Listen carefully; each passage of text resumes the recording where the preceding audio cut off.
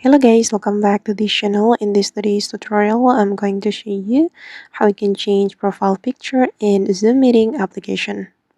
Okay, let's get into it guys. First thing first, I'm going to open up my Zoom meeting application, this one. And if you want to change profile picture, we can go to the more option right here. Okay, then you have to go to your profile. I'm going to click on this little arrow.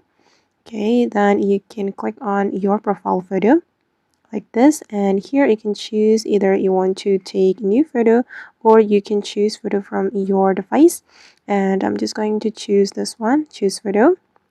Okay, and I'm just going to pick a random photo from my device. I'm gonna go with this one. Okay, and then I'm going to click on gallery, click on just once. Okay, and after that I'm going to adjust the position and then click on done. Okay, and as you can see guys, that now the profile picture has been changed and this is the final result. Alright guys, and that's all the way to change profile picture in Zoom meeting application. I hope this tutorial will be useful for you.